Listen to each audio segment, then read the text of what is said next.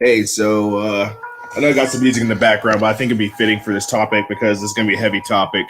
Um, and this is partially inspired by thoughts I've had in the last, couple years since I reverted, and then also just in general, I see discussions online, in particular YouTube videos, when it comes to topics about religion and ideologies and things like that, and what they and the misery that they contributed to human history, right?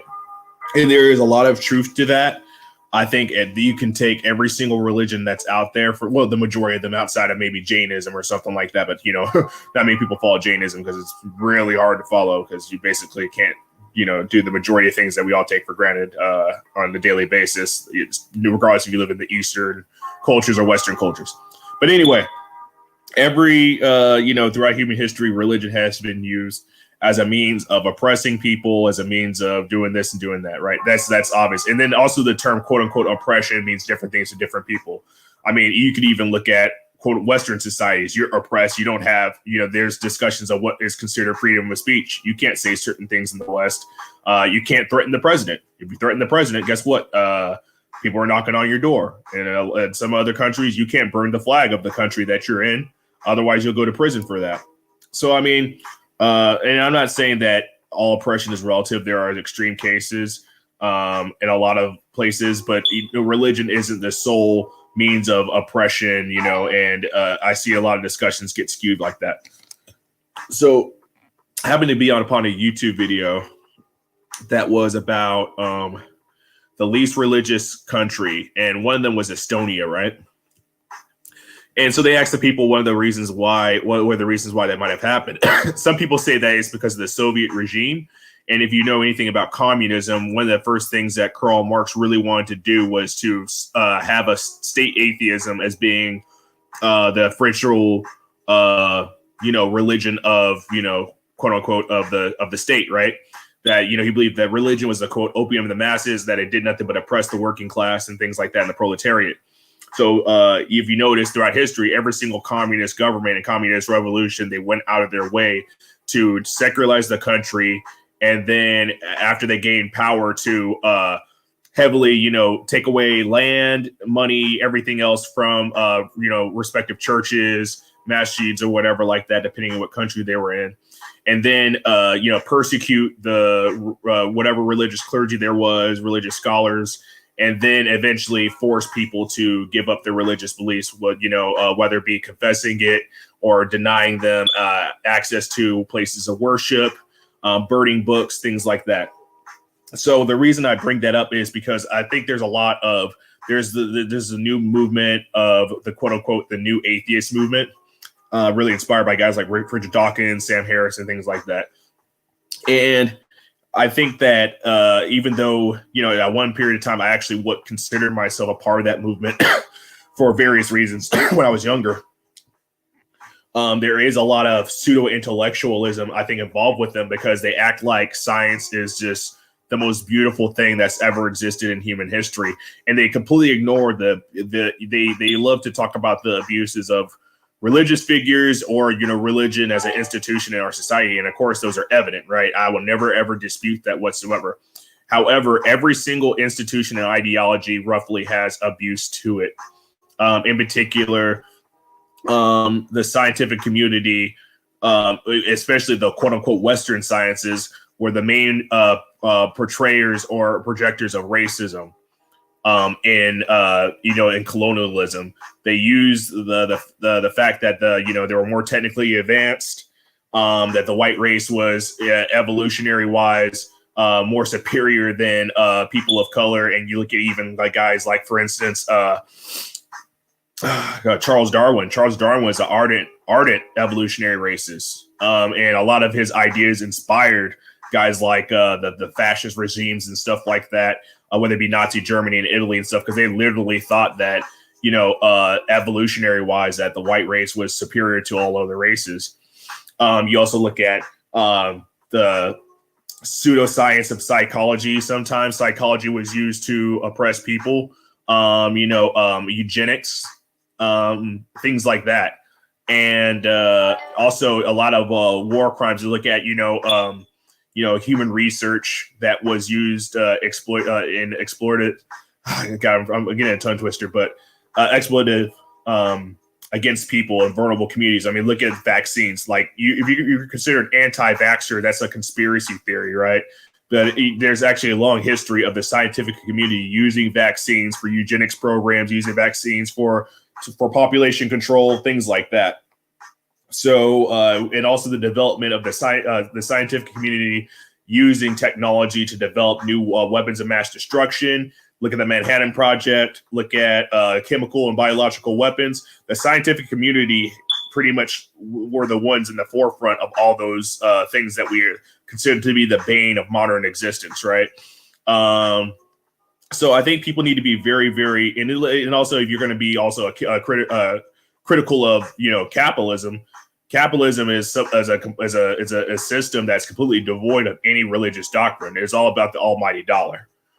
It's an extremely secular ideology, because actually a lot of things that capitalists are invested in are actually against, especially you look at the Abrahamic faiths, interest, things like that are completely against that. So in Reba, things like that, they're completely against, a lot of what the majority of the people in those countries actually, their quote unquote religious cultures deem appropriate.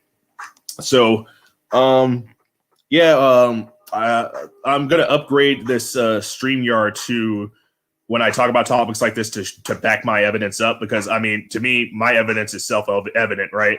All you have to do is get a history book. Any history book, even from like a grade school level, will expose kind of like where I'm coming from. So if you look at, for instance, what was really scary is look at the 20th century, which is one of the deadliest centuries in human history, right?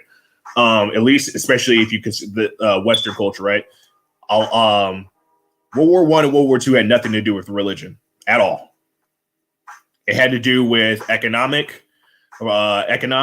political alliances, and ideologies, nationalism, imperialism stuff, which were ideas that had really almost nothing to do with religion. Yes, the British, and German empires kind of use a little bit of Christianity for as far as like missionary work, and using that as an excuse to populate and civilize the quote savages and things like that. But that wasn't the sole reason why they did what they did. It was all about markets and economics, opening new markets, new places to exploit, the working class. Because if you look at it, after slavery got abolished, they still needed a cheap underclass for labor, and that was India, colonies in Africa and stuff like that, and the exploitation of resources. They still needed that kind of exploitative system, and they really didn't per se, like religion wasn't the sole and only justification they had for that. Sorry, I talk real fast, but I talk real fast about things I'm passionate about, because I lose my train of thought pretty often. So of course I see in every topic is there, when it comes to religion, there's always like some guy, that's an atheist, mostly, some agnostic people, but mostly atheists. And I respect people that are agnostic, because honestly, outside of, if you consider yourself a faith-based person, being agnostic is the most realistic, I think, way of looking at the world, because the little reason that religion is here is based upon faith, right? An agnostic person believes that you cannot prove nor disprove that there is a God. That is super realistic. An atheist person is just like, oh, well, there's no God, and they can't prove that there isn't a God. Because a lot of their things about their theories of evolution, their theories, right? Or even their theory about the Big Bang, that's a theory. Like, nobody was there. It was not recorded. There's no proof that the Big Bang ever happened. It's just a theory that people came up with, right? So that being said, you look at in particular, I noticed that it's mostly left-wing people that really come up with this idea that religion in and of itself is this toxic thing. It's never had anything positive, and in human history, it's stunted to development and the advance of the sciences and all that stuff, right? So I mean, that's that could be debated, depending on what you believe, right? However, they're very, very, very, very hypocritical in the sense that they completely ignore fascist and communist regimes that really try to went out of their way to destroy religion within their countries or manipulate religion to the point where it just basically had nothing to do with actually the religious doctrine. It had to do with supporting the state. Look at Nazi Germany, for instance, right? There's a lot of people that would use crazy quotes and for memes about Hitler saying that it was a quote unquote Christian movement. Hitler was a baptized Catholic. He was raised Catholic. However, he would never had any. He never, was like in love with the Catholic Church and stuff like that. If you actually look at him and Joseph Goebbels, and Heinrich Himmler, they wanted to create a whole new religion based upon the Aryan Superman. And it involved a lot of neo-paganism, German neo-paganism, like German cult paganism and occult stuff, right? It was really devoid of really supporting Christianity, quote unquote. In fact, the Nazi regime ended up persecuting the clergy and persecuting such as groups like the Jehovah's Witnesses and things like that, because these groups especially Jehovah's Witnesses, they don't believe in making any oaths to anyone. So the state, they view them as a threat to the state, right? You look at, fascist Italy, right? Yes, Mussolini kind of made overtures to the Pope, but I mean, in his sense, he thought religion was absolute garbage. Actually, in his early days, especially, Mussolini made himself very famous for challenging God and saying, hey, if God is real, strike me down right now.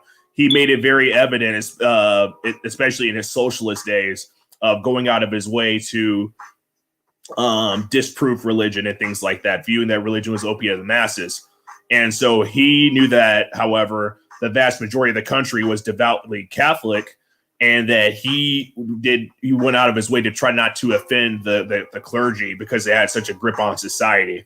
Now, if you want to talk about, of course, Francisco Franco and the fascist movement over there, Francisco Franco himself wasn't a fascist. He had fascist policies because the fascist party in Spain had garnered a lot of support prior to the coup that Francisco Franco ended up installing, and they ended up being the only legitimate party in Spain after the war.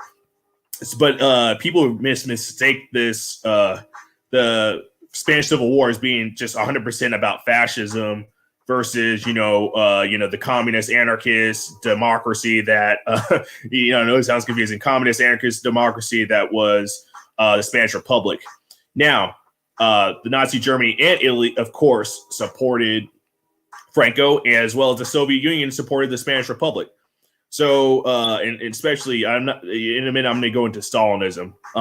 But I just want to reiterate that Franco himself wasn't a fascist. He was a nationalist, right? And people get the two confused.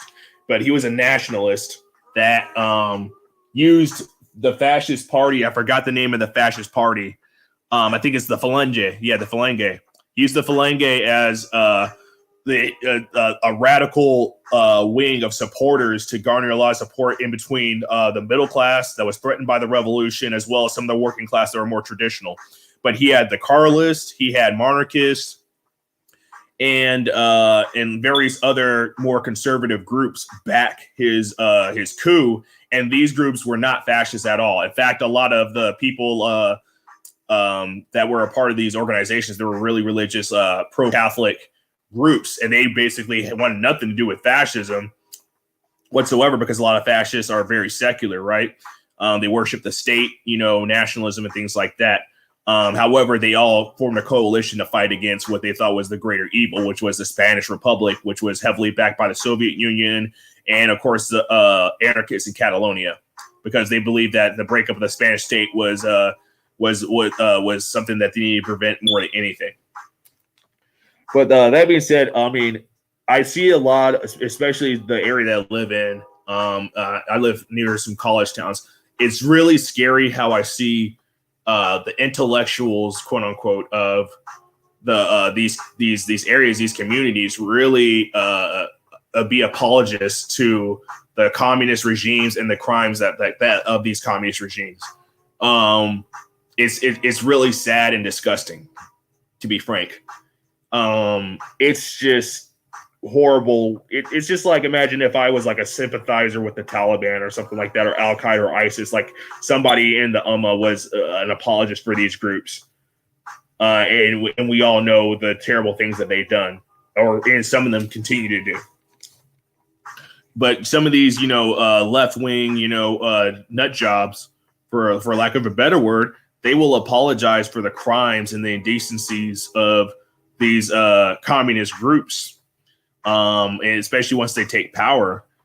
And that's something they want to implement here. And it's really sad, because in less than a century, around a century, the hatred that these revolutionaries had for the dominant class, or people that were just in general opposed to them, became super murderous. And it was, there was a lot of, they also used communism as a way of ethnic cleansing, even though quote unquote communists were claimed that they were against racism and stuff like that. There's a long history, especially in the Soviet Union, and several different countries, Cambodia, things like that, of using communism as an excuse to ethnically cleanse groups that were less desirable. And we actually even see this now, with the Uyghur population, you know what I'm saying? And I really feel bad for them. May Allah protect them and show mercy to them. And it's a national outrage. It's an international outrage that nobody's really talking about. But yeah, I think they're really overlooked that as much as possible.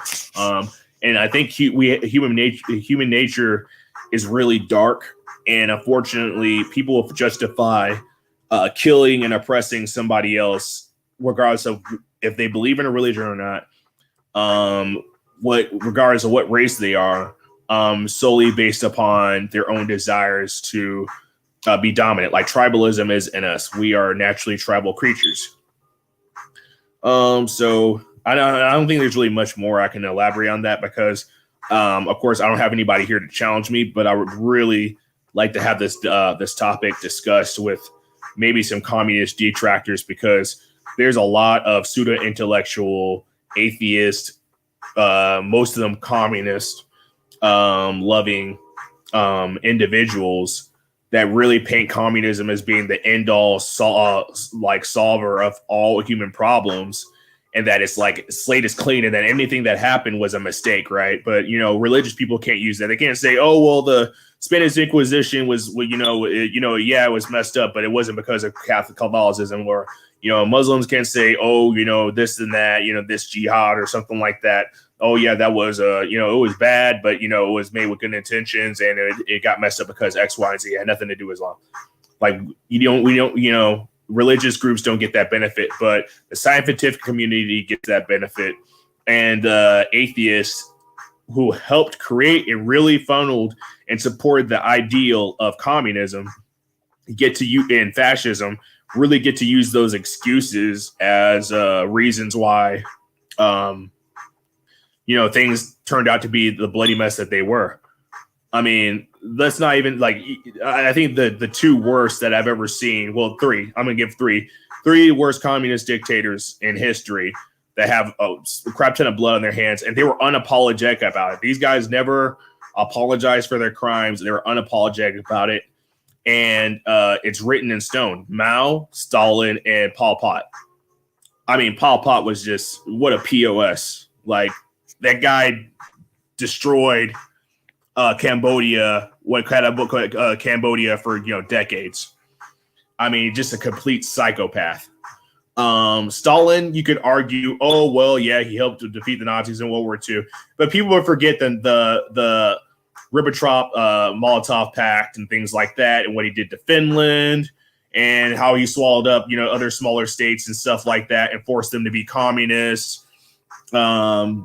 What he did to his own people, the NKVD, what they did, the Gulag system, things like that. What he did to ethnic minorities like the Kalmucks, and the Tatars and things like that, the Volga Germans, the ethnic cleansing that he did, it gets excused, right?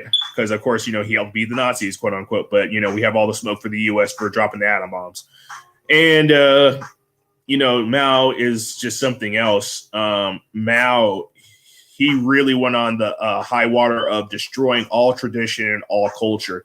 And the same communists or atheists, they like to say how culture is important, especially culture is for people of color, this and that. And you look at a guy like Mao that, he went out of his way to, quote, destroy the family, destroy culture, even classical Chinese culture, to destroy all that for a new kind of cult of personality. And see, the atheists don't realize they, as much as they disdain worship and reverence for a divine creator, they have the same reference for people like celebrities, for musicians, for actors and actresses, for scientists and historical, political leaders and stuff. They put them on the pedestals. They'll make, look at the communist regimes. How many statues were there to and portraits made of various communist dictators, various fascist dictators throughout their countries during their reign? And they were literally worshipped like gods, like cult of personality and stuff like that. It's disgusting. It was literally just, worshiping, like idol worship of a human being. Like these people literally were considered flawless, like completely flawless. So if anybody ever wants to debate me on this, I got all the smoke, like straight up. Because I'm a history major. I haven't finished my degree, but I did very extensive knowledge on different ideologies, different religions, different parts of history. And it's indisputed that the secular, atheist, communist regimes, within that very short period of time when they had power, roughly had more insane repressive measures, more insane actual oppression of their people, and higher body counts and justifications for killing them. You know what I mean? But unfortunately, it's really bad that in human beings, I would never want to force anybody else to believe what I believe. And actually, one of the tenets of what's supposed to be down in the Deen is there's supposed to be no compulsory, no compulsion religion. Unfortunately, that isn't always the case. You know what I mean? And that's really unfortunate, and it makes the Deen just look bad in general. But human beings, we're not perfect whatsoever. That's just something that's going to happen. The rules are going to get twisted and manipulated by whoever, right? But yeah, that it is what it is. You know what I mean? And pretty soon, it's going to be ironic if people can turn the mirror around and on themselves and realize that they're just as problematic and oppressive as the people that they criticize. You got people in government right now telling you what language you can use.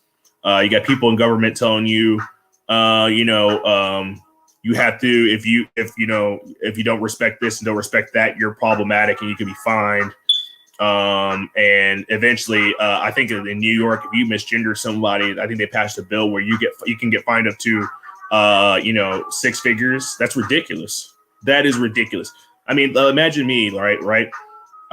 Let's say I identify as a white man, right? I'm a black dude, obviously.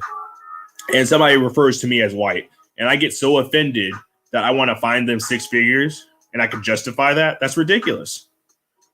And I'm not trying to dismiss anybody's pain, you know what I'm saying, wallahi, but at the same time, that's ridiculous that that's even an option. But that's just my personal takes on this issue.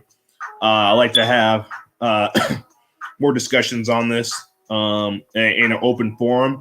But I know if I have a discussion like this, man, I think of any topic, people are going to really get in their field, man, because I've had kind of conversations with atheists and with communists about stuff like this.